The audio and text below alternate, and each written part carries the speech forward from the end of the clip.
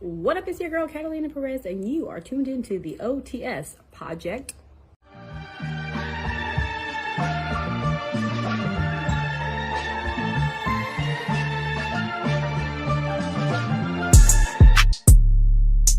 So I don't know how many years ago this was, right? But this was a good amount of years ago. I was at me and my family were at a Yankees Rays game. It was kind of a tradition for us every year to go to a Yankees Rays game. We're obviously a big Yankees family. So we were sitting there and we're watching the game. And you know, like when there's some celebrities there, they tend to put them up on the big screen for a second and wave high, right?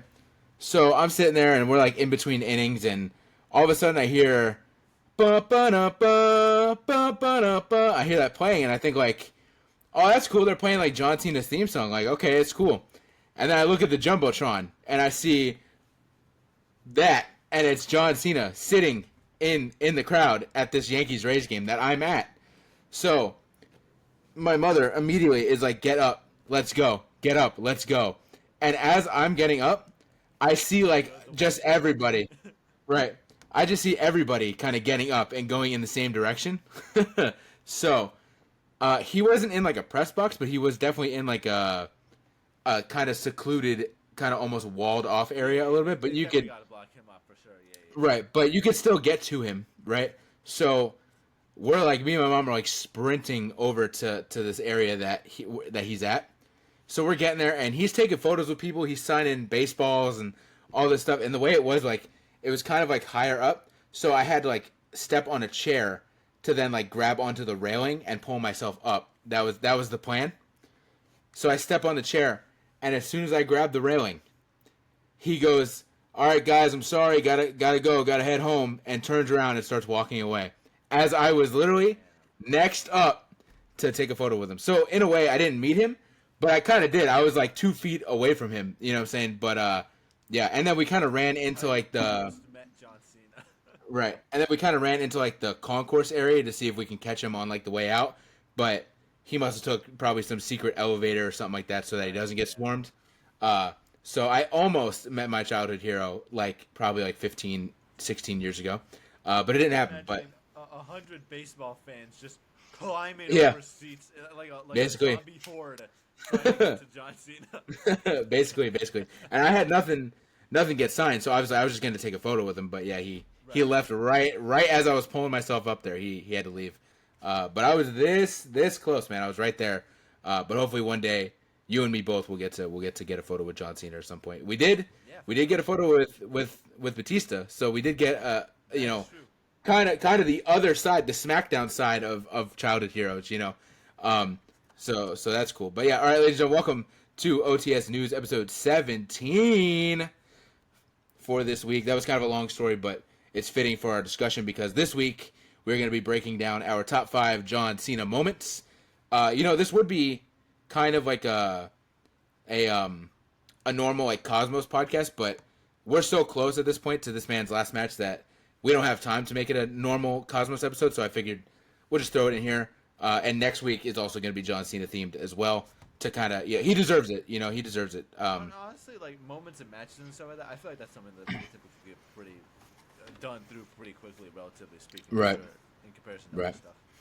But before we get into our top 5 John Cena moments for this week, Mr. Theo, what has been going on with you? Today has been very, very fun. So every year, I think I've probably told you this. I've probably told everybody this because I just love to brag about this. But every year, for the owner's birthday at the place I work, we have what is called a soup day, where a bunch of different coworkers will bring in like homemade soups and stuff like that. We had 9 different soups today, brought in from different coworkers and stuff like that. Oh, you have told me this before. Yeah. And we just go in the back and we celebrate his birthday and we just eat soup for like an hour or two. I wasn't scared. This is the only reason I would ever come to work on a day off is to eat a bunch of soup. Right. But it is so incredible. We got so many great soups today. I had a soup today called a cowboy stew, which is the first time I've ever tried it, first time I've ever heard it, and it was delicious.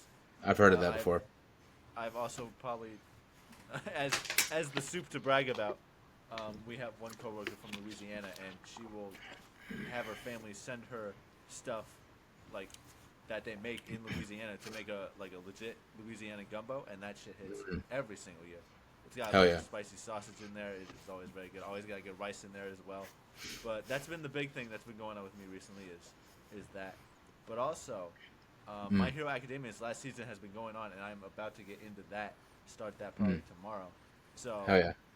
expect me to talk about Waterworks happening on next week's episode. Hell yeah. You got the poster behind you. I do have the poster. I have that, and I got Superman. Hell yeah. My hero wall over here. And Kermit in another precarious position. Yeah, he and Little Kermit. I got 2 Kermits. Hell yeah. Hell yeah. And then Piplup is blacked out over there. Oh, too much soup. Too much soup. Yeah, exactly. Too much gumbo. It'll do it to you. That reminds me. When we did like WrestleMania weekend 2018 in New Orleans, I think it was 34. So I was there. We were doing the shows or whatever, and so the venue we were at, they gave each of the crew every day like 2 or 3 like meal vouchers because we were there. We couldn't really leave, and it's in Louisiana, so they had jambalaya. And now again, this isn't like a restaurant. This is just like a venue, so this probably wasn't authentic, super good jambalaya. But boy, I tore that shit up. That was my breakfast, lunch, dinner every day for like 5 days, and I was not mad about it. Let me tell you, man, it was good. There is something that Louisiana got. It may not be perfect, but man, dude, those motherfuckers know how to cook like it's their birthright, man. I'm telling you. Right. But yeah, on my side, another 2 crazy. You can see I got my Christmas tree up. I don't know if the crew can see it because we might have the border in the way. But if y'all can see it, then y'all see I have my little Christmas tree. I feel like it's pretty visible. Yeah. So the funny part was my week actually kind of dealt with this because I put it up, and you can kind of see like there's a bunch of lights, and then like in the middle it's kind of a little dim and stuff like that. It came with the lights that were installed were just like white lights, and it's one of those things where like for some reason half the lights just like shorted out. So and a while ago I was telling you how I wanted incandescent lights because that's like the lights that we had during childhood and not LED lights.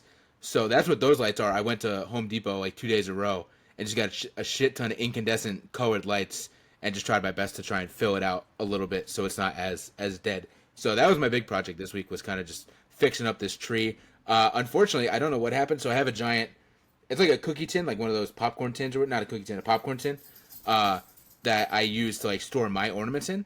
I have no clue what happened. I had it's kind of random, but it was an AJ Styles ornament, but it was like a t-shirt. Like it was like a solid like plastic t-shirt, but it was a Christmas ornament that had like his logo on the front and something on the back.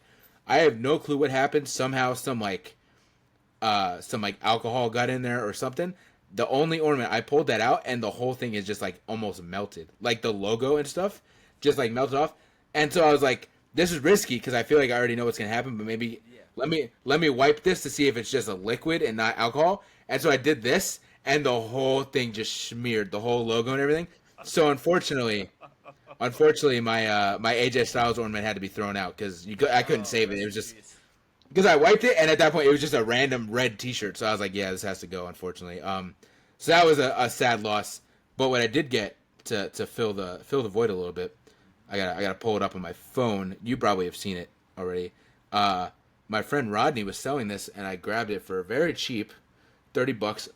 A signed Teenage Samoa Joe action figure. There we go. Sorry, it wasn't in frame. There you go. From obviously it's TNA, but he signed this at his like ROH farewell before he went to WWE.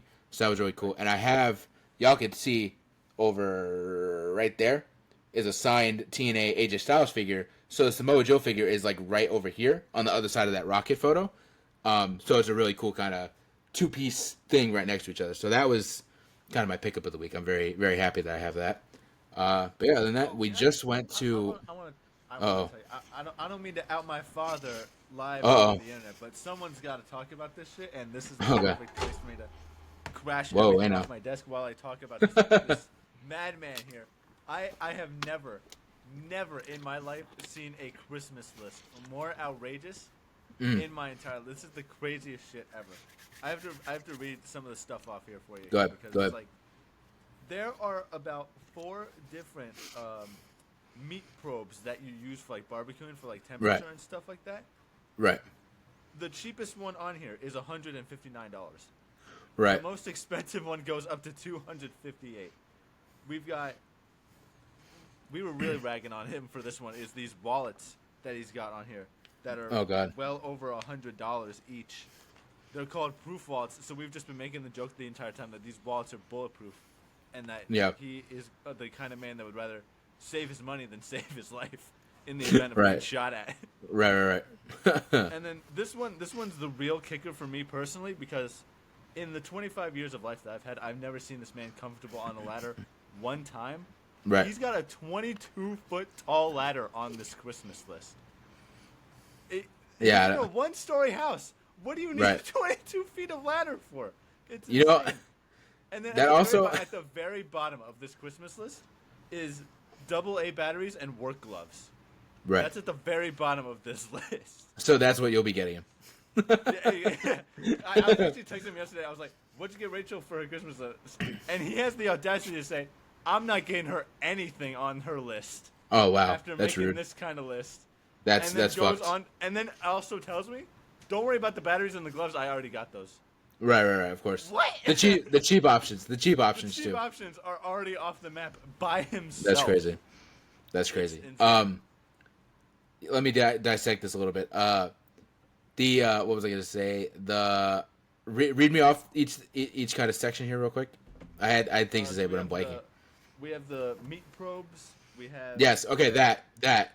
Yeah. The meat probes. I am new into this world of kind of grilling, right? With the Traeger we got, and ours came with a wired one that plugs into the Traeger, and then you put it into the meat.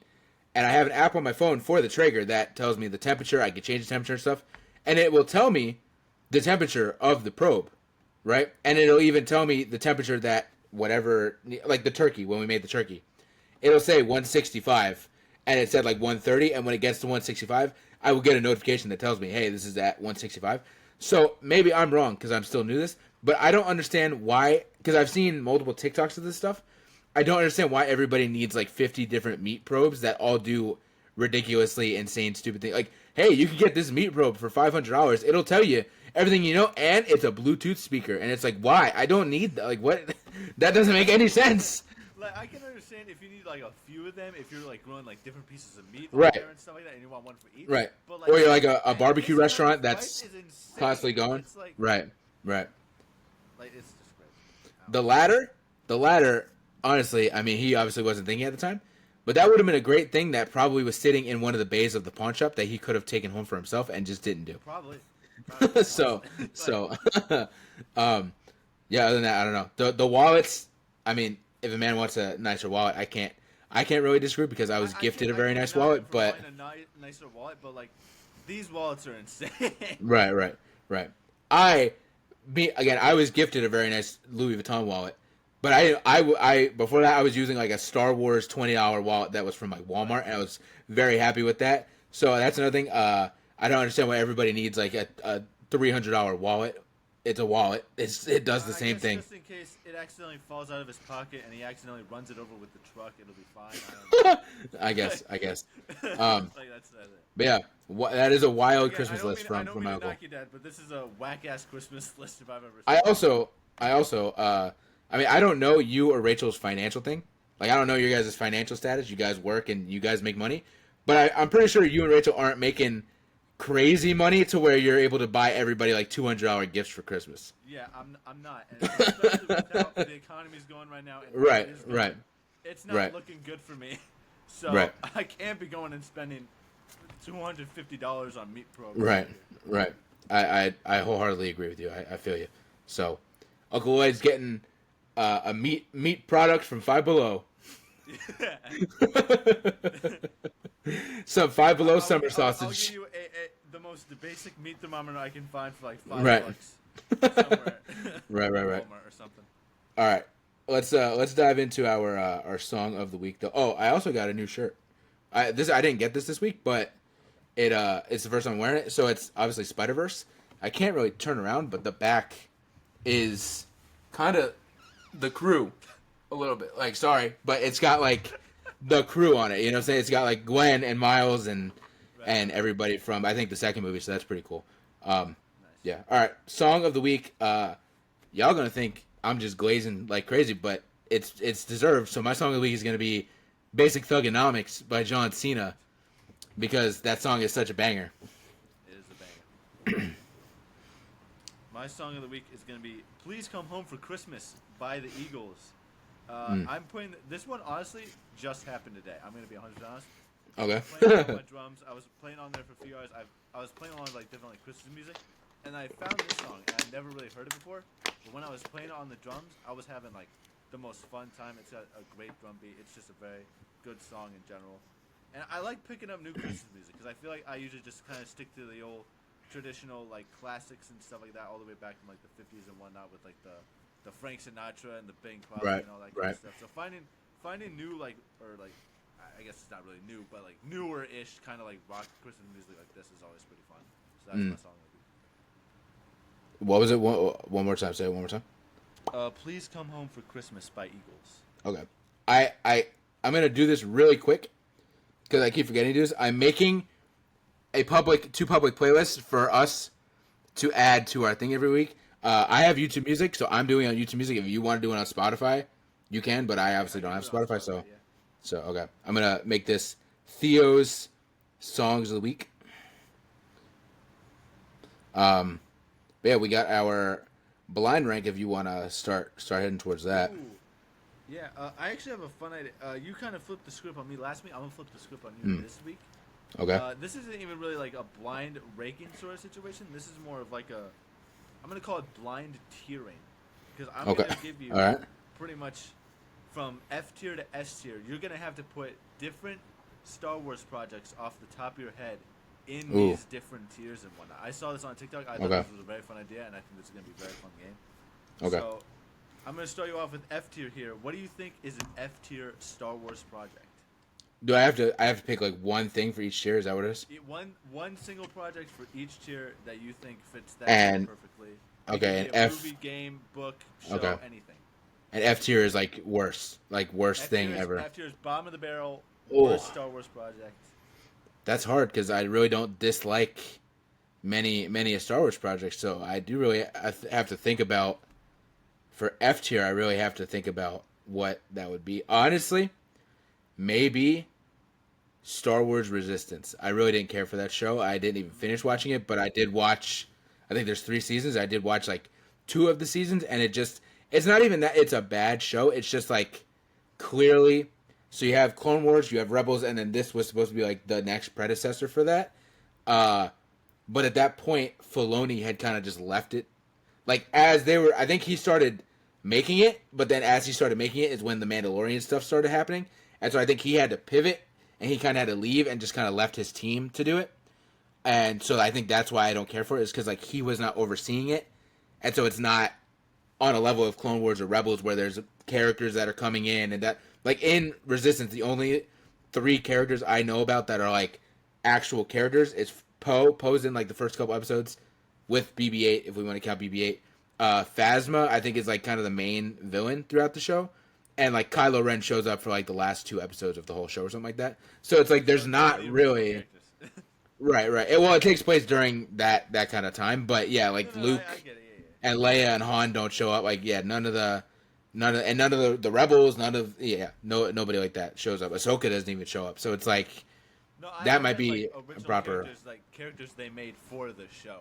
Oh no! So there are original characters. They're just very forgettable. No, I know there are, but you can't name them. Right. So the main dude. Yeah. I'm blanking on his name. Yeah. Oh, his name is Kaz. His name is Kaz Kazuda, I think. And his dad is in the show, and his dad actually. Sorry, I'm going on a tangent, but his dad actually shows up in, I think, the Ahsoka show. He's a part of like the. You know, like the Asian dude that's like very rude to Hera on like the council in Ahsoka or whatever. Yes. That's like his dad or something like that. So that's about the only Resistance connection that there is to anything else in Star Wars. So again, not like a bad show in the way of like it's unwatchable or anything like that. It's just not very interesting, especially comparing it to like Clone Wars or Rebels or even Bad Batch. Okay. Next up, D tier. D tier Star Wars project. So this is like Just I'm not a fan of it, but it's not like the worst. Just not a fan of it. It's not the worst, but it's like whatever. Honestly, this might be a hot take to some. Book of Boba Fett. I really, again, not that I super. That's not a hot take. That's I fair. didn't super dislike it, but it's just like it's kind of a nothing burger until Mando shows up, but then it just like defeats the purpose because then it just turns into the Mandalorian. So, Right. yeah. When you got another guy coming into your show and having To save it. episode in your whole show by Right. far is crazy. Right. Like other than like that and like a few of like the They- campaign moments that had me pop off, I really did not. Right. Get the show. They had to bring in Mando, Luke, and Ahsoka to try and save that show in the end, bro. So, yeah. And they still really didn't because it's still Right. not that But good. again, I wouldn't say it's like horrible or anything like that. It's just it didn't appeal to me. Whereas like my uncle, not your dad, my uncle on the other side, I watched it with him. Like he came over for Christmas that year or whatever, and he wanted to watch it. And we sat after dinner. We sat and like watched all of it. He loved it. He thought it was like the best thing ever. So you know what I'm saying? It just depends on the person, I guess. So All right, next up we got C tier. This is gonna be pretty much right down the middle of the road. Don't love it, don't hate it. I will put. Again, it might be a hot take. I'll put Bad Batch right in the middle. I didn't love it, Ooh, okay. but I didn't hate it. A little hotter. I did really enjoy the kind of beginning of it with the Order 66 and them on the run and stuff like that. But then as the show went on, I think I was just expecting more out of it, and it just kind of fell flatter and flatter for me as the show continued to go on. The problem with me for Bad Batch is that like Crosshair constantly has like the best moments and episodes in that whole show, and it really gets to like it's repetitive how often the whole like Bad Batch gang just kind of goes through the same like we're gonna send you to this different planet to do this different mission for this person, and then it's gonna happen again and again and again, and it just like drifts farther and farther from that interesting like Empire story going on. That's like season 2. I just don't really fuck with. But, like, Yeah, I season think 1, I thought was incredible. Season 1 was really good. Season 2 and 3, it started to kind of just like fall flat for me. I do like the ending, and the ending was what I kind of hoped for it to be, to see a grown-up Omega and seeing that she's joining like the Resistance or the Rebellion or whatever to help fight and stuff like that. I really enjoyed that kind of epilogue there with like an older Hunter and stuff like that. But yeah, like the stuff in between, like the stuff from season 2 to up till that ending of season 3, I don't. Yeah, it's kind of all just meh to me for the most part. So Now we got B tier. We're starting to get to the good stuff here. okay, so this is I'm trying to think. So is A tier the last tier, or is it like E tier that you're ending on? I'm ending on S tier. S tier is gonna be like S tier, yes, peak, my bad. peak of the mountain, and then Right. A is gonna be like, yeah, this is real good shit. I like this shit a lot, and then B Okay. tier is gonna be like, yeah, it's good. Yeah, it's good. Okay. Man, the first thing that popped in my head, I don't want to say because I feel like I've gone through enough cyberbullying online the past Say week it, and a half. say it. No, say So it. I need you to say it. I need you to say it. We need you to say it.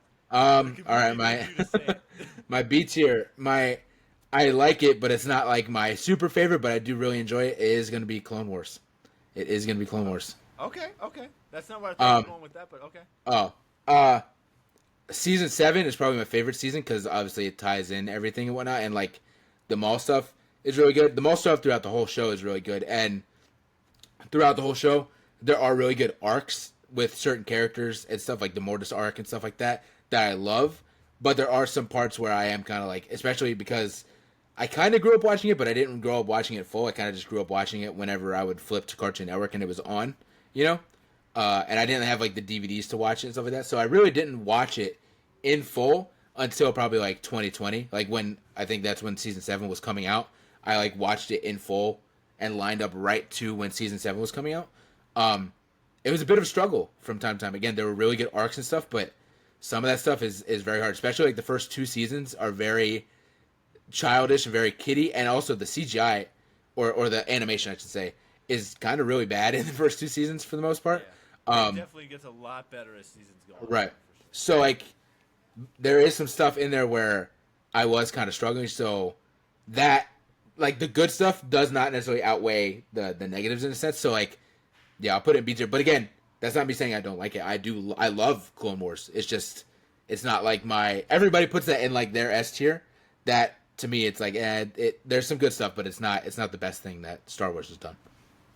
I agree. I don't think it's S tier personally because there's one arc specifically that will forever keep the show out of S tier for me.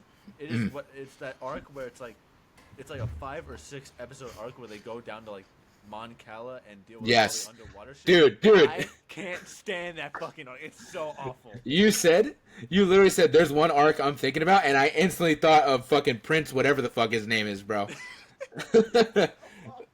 It's pretty bad. And whatever that shark dude is. I'm skipping over. Yeah, it's oh my god. Yeah, it's not great. It's horrible. I hate it. It's not great. That yeah. arc in particular is terrible. What did you think I was gonna say though?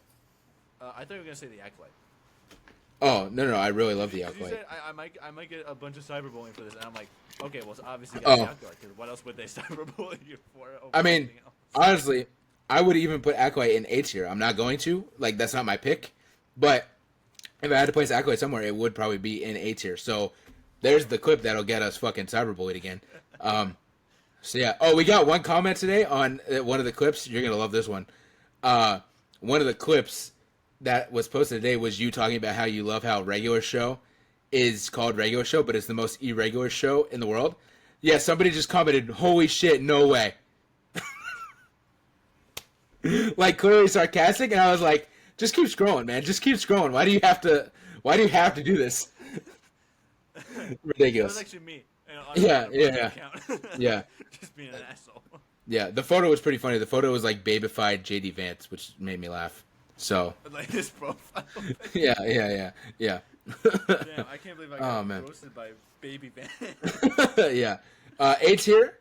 So that's like I just really fuck with it heavy. Yeah, you fuck with it. Yeah. All right. So yeah, I would say the Acolyte, but in this case, I'm gonna put Star Wars Rebels. That's my show, and maybe to some people that may be watching, maybe like, so this fucking asshole puts Star Wars Rebel above Clone Wars, but to me, it's an easier watch, and I feel like it's not as childish. Obviously, it still is a kid's show, and they have fun adventures, but those fun adventures are more centered towards everybody, whereas like the first 2 seasons of Clone Wars are really centered towards fucking little kids.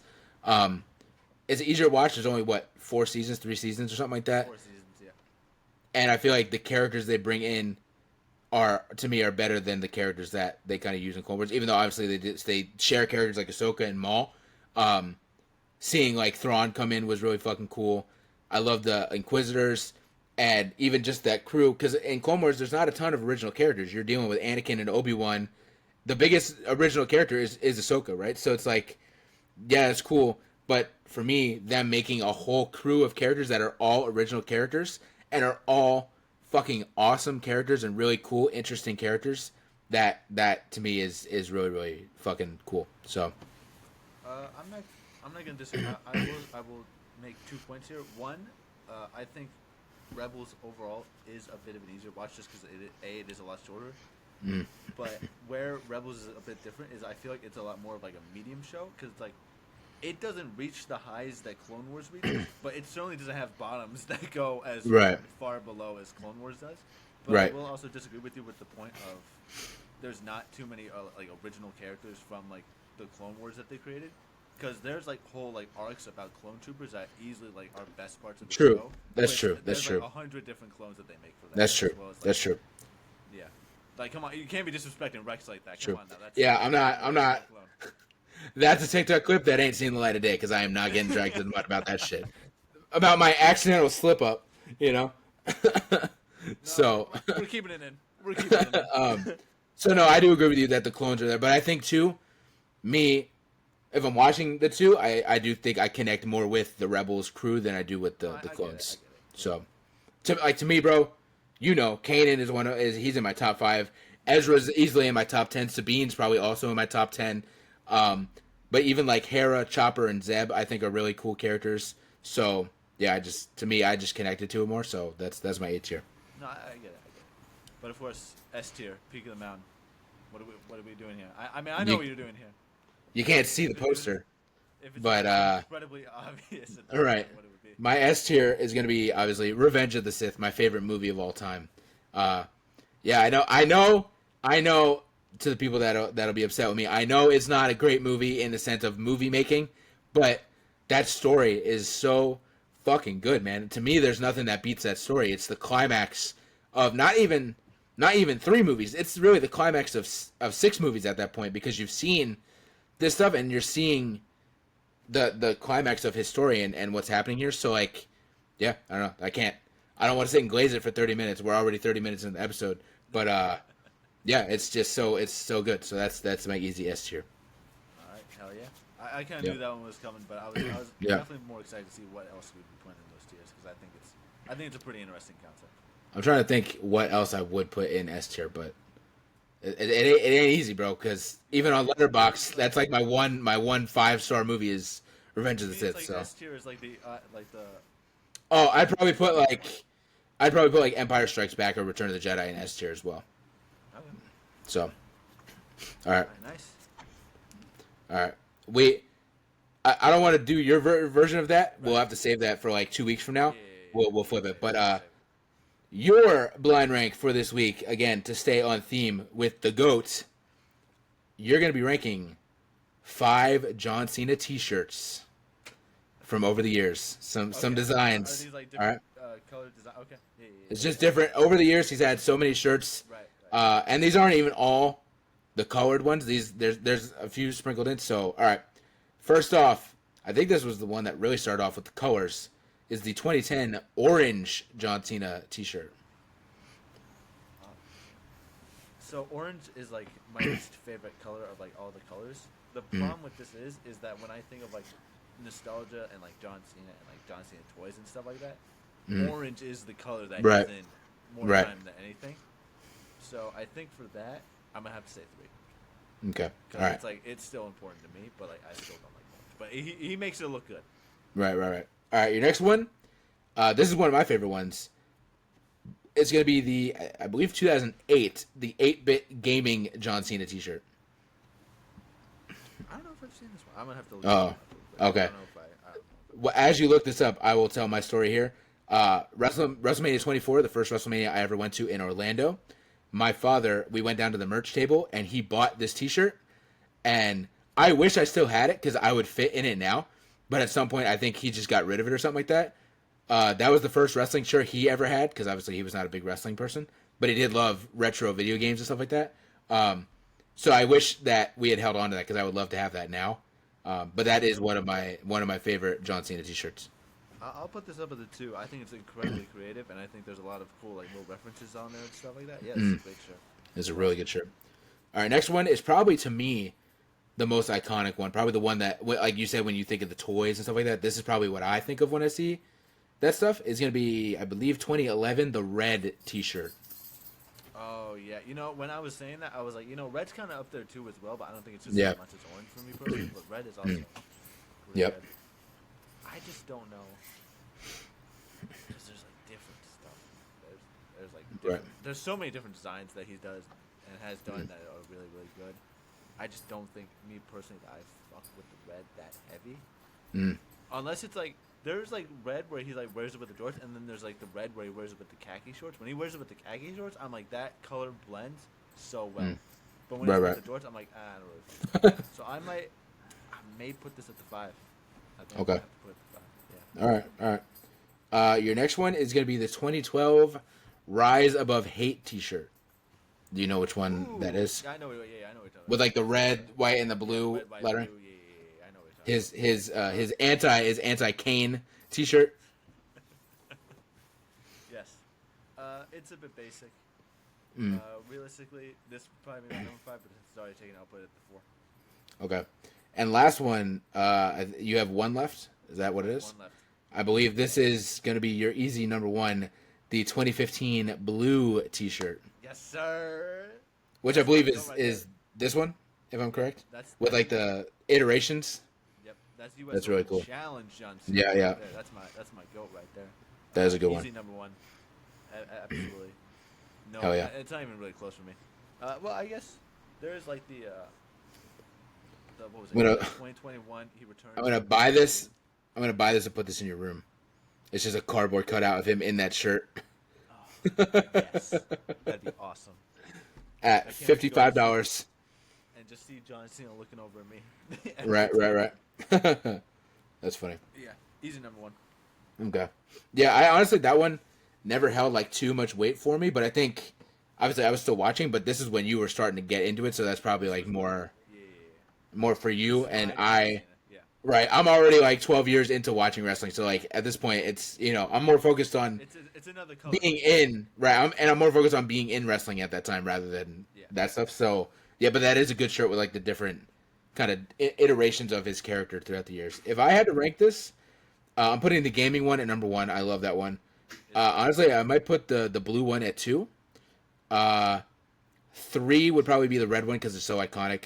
Four would probably be the Rise Above Hate, and five would probably be the orange. I do fuck with orange, but I like there's more that I like more than that one. So, all I right. think honestly the only like color that I think John Cena just is objectively not look good in is yellow.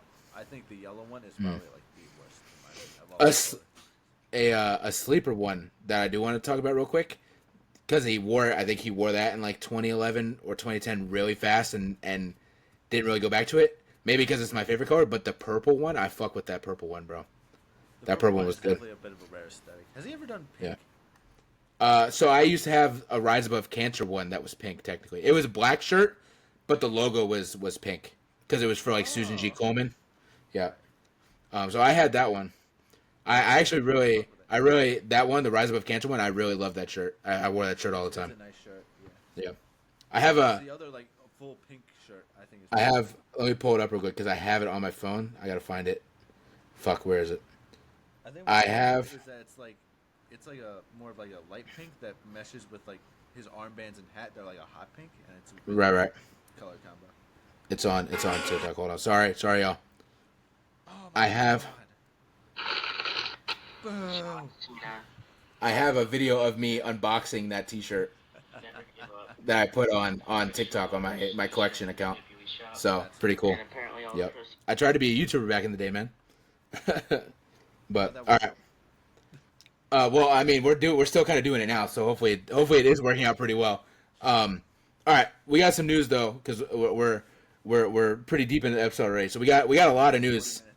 I know we got a lot of news, but honestly, coming into this week too, I did not think we were gonna have a lot of news, and then the last like 2 days we've just been bam, bam, bam. So starting off, we want to send some congratulations to Lash Legend and Mr. Trick Willie as they announced their engagement. So very cool, very cool. And she was in War Games. She was in War Games like just a couple days later. I remember Trick Williams tweeted out like, "I know she ain't wearing that ring in there," which I think turned out to be like she made like a fake ring to wear or something like that. It's not her actual engagement ring. So yes, congratulations to them. That's really cool to see. TNA has officially announced that they have a TV deal with AMC. This is huge for the world of wrestling because obviously they were technically on TV, but they weren't on like a big channel. They were on, I don't even remember. I don't even know the name of it. Whereas obviously like WB is on USA and CW and AEW is on TBS and TNT. So seeing TNA really kind of come into the fold with that deal with AMC is really cool. I'm excited to see what they do there. And there is a rumor that AJ Styles might be wrestling on that first episode. So I hope that comes to be. That'd be really cool. Yeah, that'd be a great pull for them too. Yeah, it would be.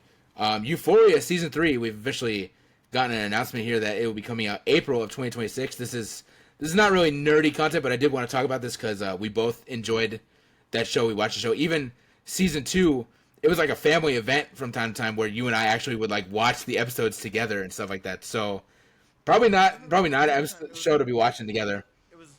It was all four of like the cousins, and we were just all watching it in Yeah. your brother's room. I don't know how the fuck we got Yeah. it, but we were just there. I think it was like Christmas. No or clue. something. Something like that. But it's funny because it's like that's one of the last shows you should be watching with friends and family, bro. That's a show you gotta watch like in your room by yourself. It's like what the Right. fuck? Right. So I'm intrigued to see what they're gonna do in season 3 because it's been so long. So it's gonna be interesting to see where these characters end up. Yeah. I've completely forgotten pretty much everything. Yeah, I probably will too. All right. Scarlett Johansson has been rumored to be making an appearance in The Batman 2. I'm intrigued to see what's going to happen here. What character may she be playing? Everybody's kind of wondering who she'll be playing. I've seen Vicky Vale be a name that's thrown around. Vale is a good choice. So I could see that. Definitely one up there for sure. maybe hinting at Poison Ivy, maybe. Maybe I can see it. Some sad news out of that though. When they reported on this, they also did report that apparently Zoe Kravitz will not be returning for this movie. They're not recasting Catwoman or anything like that, but Catwoman is not going to be in that movie in general. So kind of sad because she was a really good part of that first movie, and especially in the Penguin show, we obviously see a story being set up with her and her sister now. So it would have been cool to see that kind of happen, but maybe Catwoman will get her own show, and that's where they tell that story, or Sophia Falcone will get her own show, and that's where they tell that story. But we definitely need to see them show up and kind of meet and interact with each other in some form, for sure. Right, for sure. Ben Reilly here, I got noted. Spider-Man Noir, they released a poster for that Spider-Man Noir Amazon Prime show with Nicolas Cage. And on the poster, it's like a detective's door, and it says Ben Reilly, private investigator. So they're changing what normally is, because I believe in the comics he still is Peter Parker, but in here he's gonna be Ben Reilly. Not gonna lie, not fucking with that, man. I'm not fucking with that. Maybe I'm being horrible, but I know Ben Reilly as one specific Spider-Man, so I don't really want to see Spider-Man Noir be that version, I guess. Right. Yeah, I'm not a big fan of it. I don't know. I'll really have to see how it plays out. I don't have too much experience with Ben Reilly overall, but like, if it works, it works. But I mean, like, because really, Right. like, Spider-Man Noir is such a different character from the rest of the Spider-Man already that it's like his version of Peter Parker is so vastly different that if it's just like even similar A name to change. Spider-Man Noir how he already is, it's really just a name change, and that's it for me at Right. that point. I mean, that's what I kind of figured. Even though I'm not okay, like I'm not happy about it. I don't think he's going to be taking on majority of the characteristics of Ben Reilly. In a sense, I feel like they're just trying to not. My thing is, I just don't think they want another Peter Parker. You know what I'm saying? That they already have Exactly. Yeah. three live action Peter Parkers, so I think they want to kind of keep that at bay. So that's probably why they went with the name change. Yeah, So. but I can also see like an argument to be made of like it's not the Ben Reilly live action that we would have wanted to see. Right. That's what I think of. But Netflix has officially acquired Warner Brothers. You put this in here. I saw this morning, and I went to put it in the notes, and I saw it was already there. So I was like, all right, cool. He's on top of it. So yeah, I'll let you take the lead on this then. Yeah, I was in the gym and I was working out. And I was pretty much going through Twitter, and I was like, wow, okay, that's a big fucking thing, because that's like the biggest streaming company in the world just now acquired one of the biggest like franchises in the Right. world, which is going to be bringing over so many other stuff to Netflix and stuff like that. But I mean, it's like crazy stuff. I don't think the deal is getting completely finalized until like Q3 of next year or something. Right. But there's already talks of like all sorts of stuff going over to Netflix, like all the Harry Potters, all the DC stuff and whatnot. I do. I saw one TikTok that was like, of oh my god, why can't I not remember? Christopher Nolan just doing anything he can to prevent his Dark Knight trilogy from going on to Netflix. Right. Yeah, I do feel like chances are any Warner Brothers stuff like that is.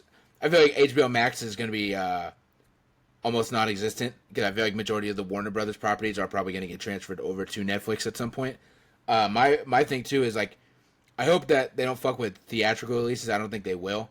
But if it's meant for the theaters, it should be in the theaters and not turned into a Netflix exclusive or something like that.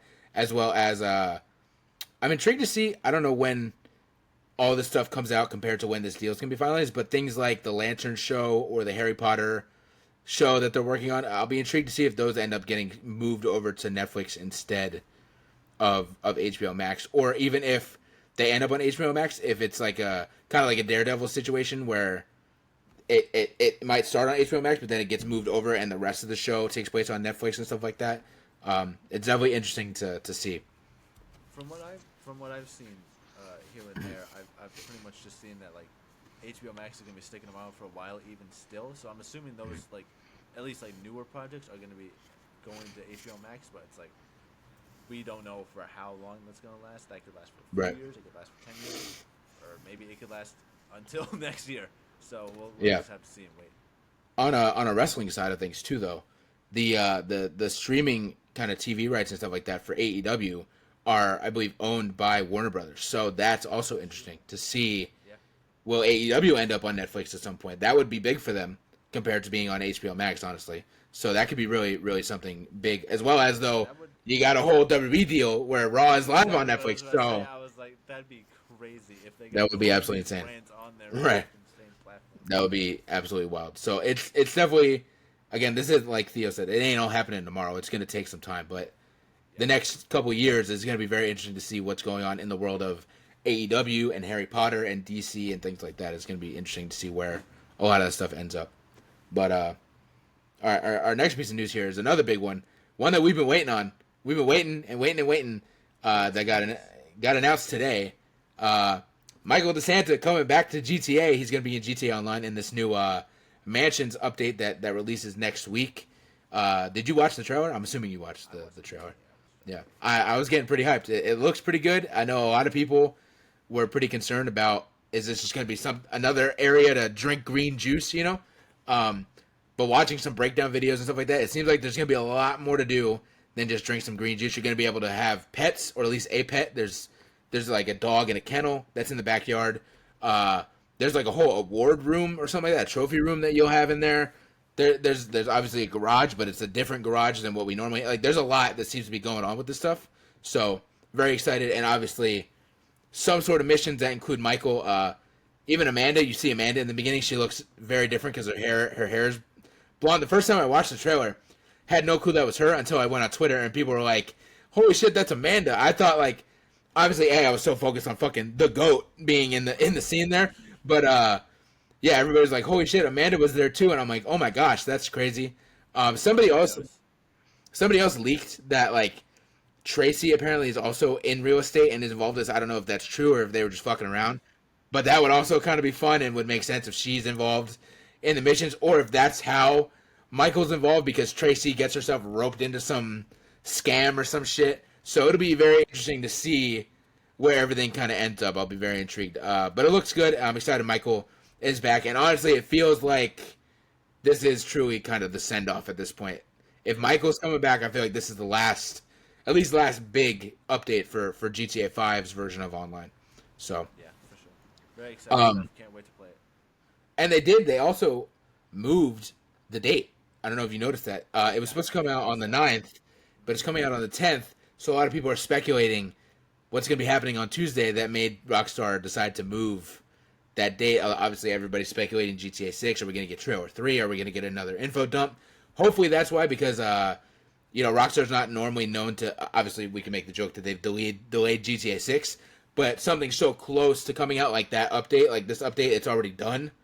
There would be no reason for them to move it by a day. Moving that by a day does nothing for development or anything like that. So it's like, clearly they moved it a day later for another reason, for some sort of announcement or something like that. So I'll be very intrigued to see what happens on Tuesday as well, if we're going to get maybe trailer 3 or something like that. They definitely moved it back a day for no good guys. You know exactly that's what Maybe they did. Tuesday, nothing's going to happen on Tuesday. That's my Maybe. prediction. Maybe. But we can be hopeful. We can try and be hopeful at least. But nonetheless, come Wednesday, we'll probably Wednesday night we'll be playing some GTA Online, hanging out in some mansions, meeting up with Michael, petting some dogs, and having a good time. Put you up in the mansion. Yeah. Wisconsin. Our last little piece of news here, it also got kind of announced today. Avengers Endgame will be returning to theaters September of, I believe, 2027. It actually said. So it'll be interesting. I'm assuming that's going to line up with maybe not Doomsday, because Doomsday will be out by then, I believe. So I'm assuming it's probably going to line up with Secret Wars, maybe, or hopefully is what their hope is. So that'll be interesting. We'll probably be there. I don't know. It's too early to say for sure we'll be there, but chances are we'll probably be in the theater watching Endgame again. So yeah, that's kind of our last little bit of news. Unless you have anything else you want to add before we get into our actual discussion here. No, I don't think so. I think I probably would have put something down if I had seen it, but I don't think Right. All right. I think the Warner Brothers thing was the only thing I saw. Yeah. All right. So our actual bit of discussion here, and next week as well, like I said, is also going to be a John Cena centered episode, because we are pretty much less than a week away from this man's last match at this point. Yeah. So we're gonna be breaking down. My work Go is ahead. having their Christmas party on the exact same day, and they were asking me, "Hey, you going to be there?" And I'm like, "I got No. other plans, but." I can't Oh make man. it. Right. All right. So this week we're gonna break down our top 5 John Cena moments over the years. I got a few honorable mentions, and I think I got a pretty solid top 5. I have 6 different things here, and none of them are ranked. So Okay. I don't have anything ranked. I'm just gonna Okay. go through one after the other. It was pretty hard for me to rank these things as well. It's Right. Yeah. Exactly. they're all very good moments. So, do you want to start, or you want me to start? Uh, I'm trying to find one that you know. I'm gonna just. This is gonna be my one honorable mention because I want to keep Okay. the rest of the 5 as my 5. Right. I'm gonna say just his entire time in One Night Stand 2006 ECW. That shit is legendary to me. Yeah. I fucking love when he's like throwing the shirt out and they're throwing the shirt back and he's just like, Yep. take the shirt, and they're like, fuck you. Right. It's good stuff. He's getting booed out the building, being a bigger heel than he was this entire year. It was Right. Okay. That's my honorable All right. mention. Bet. You want to go through your list, or you want me to list off my honorable I can go mentions? through my list, yeah. I don't have like too many notes or anything like that. Okay. But I'll just start off here. At the top of my list, I got the 2021 Money in the Bank return. This shit was legendary. This is probably my favorite John Cena return of all of them. Pretty much because this is the one John Cena return that I've been a fan of WWE for and seeing it, because I think it's pretty much just that and like 08 Royal Rumble, if I'm mistaken, Right. are like the only 2 returns that he's really got out there. But 2021 Money in the Bank, coming back to surprise Roman Reigns, who was at the peak of the mountain over here in WWE, and it's just like setting up this whole feud between 2 clashing titans, similar to like a John Cena Rock sort of situation, where it's like now John Cena's the GOAT veteran coming in Right. to face the big champion of the company and stuff like that, and it's just super exciting and super awesome to see that kind of stuff. Oh yeah. That's gonna be one of them. Connected to that, in a sense, is well, not even really connected because this happened like 5 years earlier. But I'm gonna bring up the Roman Reigns promo. That Oh, came in, man. like 2017. Got a promo, kid. Yeah, oh my god, I remember watching that live and just being like, man, I fucking hate Roman Reigns. That's awesome. Oh yeah. Dude, that's Crazy, still, man. to this day, one of my favorite John Cena promos of all time. He absolutely just tore that man to shreds. I got something similar on my list Yeah. as well. I Yeah. love it. John Cena is easily one of the best promo givers of all time. Boobies. Best. Oh man. Yeah, that's gonna be one of them. I got a few feuds on here. I'm gonna save the feuds for last because I feel Okay. like feuds are like a better stuff. I'm gonna go into my favorite entrance of John Ooh, Cena. alright. And that's gonna Okay. be the WrestleMania 23 Mustang entrance, where he is just driving Yeah. throughout the streets and driving through into the stadium and stuff like that. He's in Hell that yeah. sick black and yellow Mustang, and it's like, is it him? Is it him? And then the music hits, and then he pops out, and then the whole crowd's cheering and stuff like that. I love that entrance. That's still like one of That's my good. favorite WrestleMania entrances. I love Yeah. seeing that entrance. That's good shit. You know what? I'm gonna say the best one for last, and I'm gonna go into this one. This is a personal favorite. His feud with Kurt Angle, I think, is really, really good. This is really how he got like his big start in the company, was feuding with one of the top champions and my GOAT. So obviously there's like good stuff there with that. Obviously, maybe not so much of a John Cena moment more than it is a Kurt Angle moment, but the promo where Kurt Angle's coming out dressed up as him and starting to rap and stuff like that is one of my favorite promos to this day. Yeah. I think it was a very, very good opportunity for John Cena to really get his start, and obviously having him feud with someone that has just so many great qualities like Kurt Angle, I think was a really good way to push him into that limelight for sure, more than anything that he had done up to that point. But that's not my favorite feud. It's a personal favorite, but it's not like, to me, there's like a clear best feud. And this may even be a bit of a hot take, because I don't think this is a feud that a lot of people are going to really say is his best feud. I'm going to say the JBL feud. Him and JBL. Oh. That shit, man, every fucking promo hit. It was just like the duality of like John Cena being this like cocky, young, doesn't give a crap about like authority sort of figure, going up against JBL, who's like this veteran millionaire that is like a heel. It's just like everything is so good. There's so many good promos with that. There's the one where he's like cutting his tie off and then like dunking shit into his hat and putting it back in his head, and then bringing out Crime Time to just shred his car up into pieces. Hell yeah. So much good shit with that feud. I love that feud so much. It is really just like they just like clicked with each other every single week. That's probably Yeah. gotta be like my favorite stuff right there with John Cena. Outside of like Okay. Open Challenge, honestly, is probably like my number one. His feud with JBL might be the two. Okay. All right. Solid list. Mine. My honorable mentions. I got a few here. The U.S. Open Challenge. Huge honorable mention to that. I did have a fun time with that. This one might be a random one. A lot of people may not even remember it, but I remember it because this is like prime Kyle watching every week. The time that he threw Edge into the Long Island Sound, that was a legendary moment. Yeah, That's great. legendary moment. Him showing up at ECW, same. It's just so good. There's so much aura there. This man got the most heat off of being a babyface that I've ever seen in my life. It was fucking insane. And my last honorable mention is honestly just one of my favorite moments though. Is the Roman Reigns, like you said, the Roman Reigns promo. Mine is the Rock promo about his wrist with the shit on his wrist. That's another good That one. shit. I'm gonna You mention can. that one, yeah. I love it so much because it's so savage, but I think I love it so much because you could see the Rock in real time process what was just said. He goes just like I don't need notes for my promo on my wrist, and you just see Rock go, oh, and then the rest of the promo is so uncomfortable because it's Rock just like telling him like I will fucking eat you alive, you fucking little bit. Like he's just fucking pissed. I love it so much, bro. Yeah, So good. I'm not a big Logan Paul fan, but him purposely doing that stuff so people Yes. get it and call him out for it Yeah. just to get heat is Yeah. genius level work there. It's pretty funny. All right, my top five. My five is honestly the most recent moment, but I love it so much. It's gonna be John Cena winning the Intercontinental Championship. This moment was so cool to watch. Random enough because Wyatt doesn't like. Sometimes he'll come over and watch it with us, but like he doesn't come over every week and watch Raw. But it was like right when Ralph had passed, like that day. So Wyatt came over to like have dinner and watch Raw just to like hang out, so I wasn't alone.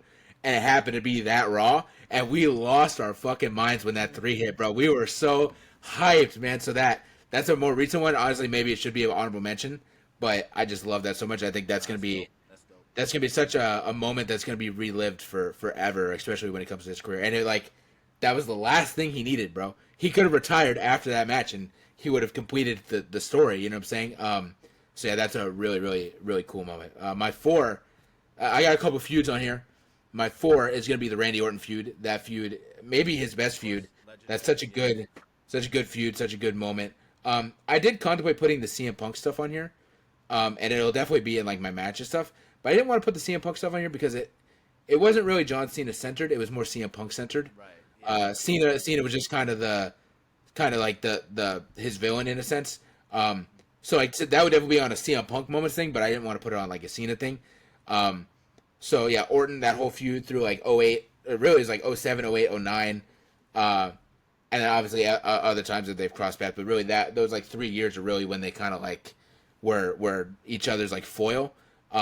Yeah, so good. Orton just being a fucking menace, man. It's incredible stuff, especially because I think it was like No Mercy 07 or something like that when Orton gave him like the RKO and the announce table when he tore his pec, and they played it into the story that Randy Orton's this vicious person that injured John Cena and was happy about it and stuff like that. So good, such good stuff. My 3 is gonna be the Rock feud. That was such a pivotal feud for me as like a kid. I was locked in, man, from the moment they announced the match a year in advance. I was locked in, and then yeah, just seeing that whole feud. Like I said, the wrist promo was probably my favorite moment. But yeah, I just felt so many emotions during that feud. I was probably like 11 or something like that at the time. I was there. Your dad took me to WrestleMania that year to see that first match, and sad moment. But honestly, it's like still a core memory of me. I've said it to you before. When he lost, I was in the crowd, and I just remember watching him sit on the stage. There's the camera shot that everybody sees of him like sitting on the stage, but I was looking at him with my own eyes at like 11 years old. I was just so heartbroken, man. I was just so heartbroken that my hero lost, So very pivotal moment, and it's a great feud in general. It's really, really a good feud because they really didn't fuck with each other. At least the first year, they really didn't fuck with each other. So that's why it made it like so good. And people will criticize that they said once in a lifetime and then they did it again a year later. But I mean, Cena needed his win back. He did need the torch to be passed to him officially. And my only gripe with that is that it didn't need the title. It did not need the title, especially at the cost of what CM Punk was doing, and obviously that was kind of like the beginning of the end of why CM Punk was starting to head the fuck out because he just kind of felt disrespected, and I can see why because he did like 2 years worth of work with that title just for Rock to come in and like beat him, and then that's it. So I do agree that was fucked up, and the feud didn't need the title. Cena beating Rock on his own without the title is big enough already that he finally got the win. So that's my only gripe with that feud is that it didn't need the title for 29. But other than that, it's a really good feud. My number two. Oh, go ahead. There you go. All right, my number two is going to be kind of the opposite of what you said. Your favorite return was the 2021 Money in the Bank return, which was awesome and had a monstrous pop, but not as monstrous as this one. My favorite John Cena return is the 2008 Royal Rumble return. That was some earth-shattering shit, mainly because he was supposed to be gone for like 9 months and came back like 4 months later, which is like inhuman, but John Cena is kind of inhuman. He's able to do it. So yeah, that's such a cool moment, and just the aura, man, of when he walked out and did like he had his arms crossed and just did the so good, man, so good. So that's my second favorite moment because that is just like, yeah, it's just incredible. It's one of the best wrestling returns in general. But my number one, my favorite John Cena moment, my favorite John Cena feud is going to be him and Edge. That was the first wrestling feud that young Kyle really kind of watched from start to end. I mean, obviously I didn't watch the pay-per-views. I didn't have access to the pay-per-views, but like you still can see when you watch Raw after Money in the Bank, Royal Rumble, whatever, you know what's happening. So watching Raw every week, seeing these guys just want to kill each other, seeing him get thrown into the Long Island Sound, seeing probably what I shouldn't be seeing, the live sex celebration, watching that like live, and watching John Cena come and crash that and give Lita the FU and stuff like that. Yeah, incredible. That's probably my favorite wrestling feud in general, and it's definitely the first like full on wrestling feud that I remember watching. And yeah, it's just so good. I mean, you can argue like him and Randy, him and Edge, him and CM Punk. You can argue that, and I guess it's all preference. But to me, that was just so perfect because Randy was like sick, but Edge was just like kind of evil, if that makes sense. Like Randy was like sick in the head. Edge fully like it almost seems like Randy was sick in the head and had no control over what he was doing. Whereas with Edge, he knew everything he was doing and he was just loving every moment of it. You know what I'm saying? So yeah, it's just so good watching Edge and Cena just go at each other for pretty much like a year, like all like of kind of 2005, 2006, not all of 2005, but definitely into 2006 and stuff like that. They definitely were kind of each other's like foil. The Rated R spinner belt was such a, oh man, like that was great heat when he pulls that down and the crowd is just like, oh fuck you, man. Yeah, everything about that feud I just love. It's so fucking good. So that's my number one. Hell yeah, that is a very good feud. I really wish I could get like, I've like seen more of it because like I really need to. It's one of the feuds I really have to get back into, or not just into in general. Because I haven't seen too much of it, but like I just know that that's still like a goated feud because they're both just goated already. Right, two of my favorite wrestlers, and I think what makes like obviously Cena one of my favorite wrestlers, childhood hero, but what made Edge later one of my favorite wrestlers is me looking back and being like, that was the first wrestler I fucking ever hated, man. Like I hated that man with a passion, and so I'm like, he has to now as an adult, he has to be one of my favorites because nobody else got me to feel like that. I legitimately wanted this man to like burn, bro. Like I hated this man, so that's why I mean, obviously, Andy's just a great character and a great wrestler in general, but looking back on it, I was like, I gotta give this man his respect because he made me hate like no one else had ever made me hate before. So, yeah, so good.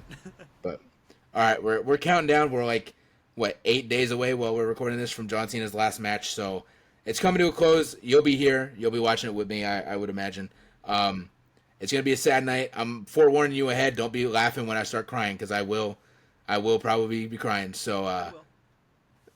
My mom, me explaining this to my mom too. She was probably like, I'll probably even start crying, to be honest with you, even though she doesn't watch wrestling. She just knows how much he means to me and how much he meant to young me. So it's gonna be a very emotional. It's 8:33 when we're recording this, so at some point tonight we're gonna find out who is the opponent. Is it gonna be LA Knight or Gunther? Ooh, yeah, so that is tonight. So it'll be honestly. I think I sent it to you on Snapchat. Gunther was the pick, but to me, looking at it, I'm like, honestly, it makes more sense for it to be LA Knight. Yeah. If we're kind of, even though LA Knight's like 40 something years old, it still is kind of like a passing of the torch of being like a top guy. And even though he's like 40 years old, I'm still sure LA Knight does plan on being there for at least another 8 years or something like that. Still being there for a little bit of time. So that could really be what kind of does it. Whereas again, Gunther, I won't be mad if it's Gunther, but he doesn't need it. He already retired fucking Bill Goldberg. So I feel like that's my pick. Right. That's my pick. I think if he goes there and he beats John Cena, that's what can really finally get him in that. He's already kind of a top guy. He main events SmackDown or Raw and stuff every week. But this is what gets him in that he can have a pay-per-view match with CM Punk for the world title kind of thing, or against Cody more often at least, because he's done it before. But it's very few and far between. So it could definitely be what gets him to that spot. So it's one of those situations where like it's whenever it's been like before, whenever he's went for like a world title or something like that, it's always like I know that he's not gonna win, but if he beats Right. John Cena in his very last Right. match, that's like okay, this guy Right. can handle with the best of the best. I can actually believe him winning a world title. Right. against the biggest faces in the company. 100%. We're not gonna do predictions for this. Obviously, we have the predictions title, but we're not gonna do predictions for this because it's just about John Cena. We just want to enjoy what I'm saying. We just want to enjoy the night. But also, I don't know if they're even gonna announce matches. We know it is gonna be a WWE versus NXT kind of thing, but I have a feeling that it's gonna be kind of a surprise. Maybe. I mean, they could announce matches, but I feel like everybody's already gonna be tuning in. You don't need to announce stuff to get people to tune in because everybody's already gonna be there. So I think it'll be more fun if it's kind of like a mystery vortex kind of thing of like tune in and just see who comes out to the ring and who's going to face each other live in the moment. I think that'd be more fun than announcing it. So I have a feeling we can't even really do predictions if they go that route. And again, we do kind of want to just enjoy it and honor John Cena rather than worry about who's winning and da-da-da. So no predictions for this. I'm not really worried about it, but like still, Right. Yeah, I get what you're saying. Right. So all right, that's kind of it. Unless you have anything else you want to add before we wrap up here. No, just the goat. That's it. There we go. He is the GOAT. Plain and simple. So, boom. We will see y'all next week. Next week is going to be our top 5 John Cena matches. So that's going to be fun. And my blind rank for next week is also John Cena related too. So we're keeping it all John Cena related in a way. So we'll see y'all, but y'all can't see us. Ah.